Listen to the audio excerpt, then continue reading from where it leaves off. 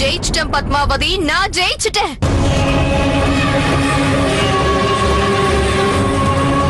உனக்கு தெரியுமா, நான் ஜமீன்தார் ஐயாவை அடையணும்னு நினைச்சேன், எனக்கானவரை மாத்தணும்னு நினைச்சேன். இப்ப அவரும் என்ன கல்யாணம் பண்ணிக்க சம்மதிச்சிட்டாரு. இப்போ இந்த ராம்நகரோட ராணி நான் மட்டும்தான். இப்ப நான் உன்னை இந்த உலகத்தை விட்டு ரொம்ப தூரமா அனுப்பி வைக்கணும்னு ஆசைப்படுறேன். அவர் இங்க வர போறாரு. அவரு என்ன இங்க வந்து கூட்டிட்டு போறதுக்காக வர போறாரு தங்கச்சி. உனக்கும் அவரை பார்க்கணும்ல. என்ன பத்தி அவர்கிட்ட புகார் கொடுக்கணுமா? ஆனா உனக்கு தான் நல்லா தெரியும்ல இந்த அக்காவோட இதயம் எவ்வளவு பெருசுன்னு. விடு, நீ கண்டிப்பா அவரை சந்திப்ப. கடைசியா அவரை பாக்குறதுக்கு நான் சம்மதிக்கிறேன், சரியா?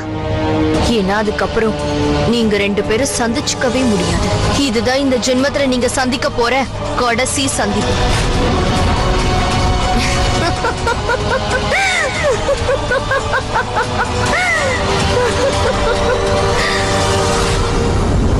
உனக்கு சந்தோஷம்னா எனக்கும் சந்தோஷம்தான்க்கா.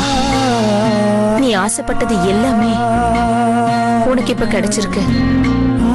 இருந்தாலும் இப்ப நடக்கிற எல்லாமே உன்னோட விதியில எழுதப்பட்டிருந்துச்சுன்னா நான் அதுக்காக ரொம்ப சந்தோஷப்படுவேன். ஆனா நீ கடவுளால அமைக்கப்பட்ட விதிகளை மீறி தப்பான வழியில உன் ஆசைகளை நிறைவேற்றிக்க விரும்புற. அதுதான் எனக்கு பயமா இருக்கு. ஏமாத்தி தானே ஜமீன்தார் ஐயாவை நீ இப்ப கல்யாணம் பண்ணிக்க போற. அந்த வாழ்க்கையில சந்தோஷம் இருக்கும்னு நினைக்கிறியா? இது உண்மையான அன்பா? இந்த தப்பான வழியெல்லாம் விட்டுட்டு உண்மையான வழியில நீ உன் அன்பை அடைஞ்சிருந்தேன்னா நான் இன்னும் அதிகமா சந்தோஷப்பட்டிருப்பேன்க்கா. நீ ஒண்ணும் தெரியாதவளா இருக்க தங்கச்சி. இது சரி இது தப்புன்ற விஷயத்துல நான் எப்பயோ தூக்கி போட்டுட்டேன். எனக்கு என்னோட விதி மேலையும் நம்பிக்கை இல்ல, அப்புறம் நீ கும்பிடுற உன் சாமி மேலையும் நம்பிக்கை இல்ல. எனக்கு என்ன தேவையோ அதை அன்பால வாங்க முடிஞ்சா நான் வாங்கிக்குவேன், இல்லனா அதை நான் மத்தவங்க கிட்ட இருந்து பறிச்சிடுவேன். என் கிட்ட இருந்து நீ வாங்கினத உன்கிட்ட இருந்து இப்ப நான் பறிக்க போறேன்.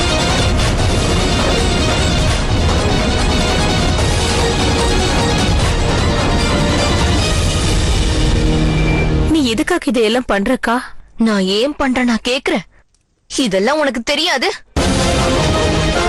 அப்படி நான் எதுல குறைஞ்சிட்டேன் தங்கச்சி? பார்க்க அழகா இருக்கேன், நல்லாதான் நாட்டியம் ஆடுறேன். இது எல்லாத்தையும் தாண்டி நான் ராஜா தர்மலிங்கத்தை எவ்வளவு காதலிச்சேன்னு தெரியும்ல. அப்புறம் எதுக்காக அவரை எனக்கு கிடைக்காம போனாரு? என்னால அவரை சந்தோஷமா பாத்துக்க முடியாதா? சொல்லு தங்கச்சி, நீ சொல்லு. இல்லக்கா, உனக்கு எல்லா விதத்திலயுமே தகுதி இருக்கு. அப்புறம் எதுக்காக அவரு என்ன காதலிக்கல? ஆனா உன்னை அந்த அளவுக்கு காதலிக்கிறாரே. அப்படி உன்கிட்ட இருக்கிற தகுதி என் கிட்ட என்ன இல்லாம போயிடுச்சு. அக்கா அக்கா இதெல்லாம் நிறுத்து, இதோட நிறுத்திக்க. நீ ஒரு வார்த்தை கூட இனிமே பேசக்கூடாது. நான் எதை நினைச்சத செஞ்சேனோ அது எல்லாம் இப்ப எனக்கு கிடைக்க போகுது. எப்போ ஏன் எங்க அதெல்லாம் எனக்கு தெரியாது. இத பத்தி இனிமே நீ என்கிட்ட எதுவும் பேசக்கூடாது. அன்னைக்கு இந்திராவதி ஜமீன்தார் ஐயா மேல எவ்வளவு வெறியா இருக்காங்கறத நான் பார்த்தேன். அவ எல்லாத்தையும் மறந்துட்டு ஜமீன்தார் ஐயாவை எப்படி அடையணுங்கிறதுலதான் குறியா இருந்தா. அப்புறம் என்னாச்சு? பிரேம் என்ன ஆனாரு? அதுக்கப்புறம் ஜமீன்தார் ஐயா அங்க வந்தாரா? வந்தாரு. ஆனா இந்திராவதி பத்மாவதியை எங்க அடைச்சு வச்சிருக்கான்னு எனக்கு தெரிஞ்சிருச்சு. ஏற்கனவே நான் உங்ககிட்ட இதை பத்தி சொல்லியிருக்கேன். அதனால எல்லாருக்கும் முன்னாடி நான் அந்த இடத்துக்கு போறேன். அங்க இருக்கிற நிலைமை என்னங்கறத பார்த்து தெரிஞ்சுக்கிட்டேன். அது எல்லாத்தையும் விட முக்கியமா பத்மாவதி உயிருக்கு எந்த ஆபத்தும் இல்லங்கிறத உறுதி செஞ்சுக்கிட்டு அதுக்கப்புறமா நான் அந்த அறையில ஒரு வெடிகுண்ட வீசுவேன். அந்த சத்தத்தை கேட்ட உடனே நீங்க எல்லாரும் உள்ள வரணும், அதுவும் ஒன்னா வரணும். அதுக்கப்புறம் என்ன செய்யணும்னு உங்களுக்கே நல்லா தெரியும்.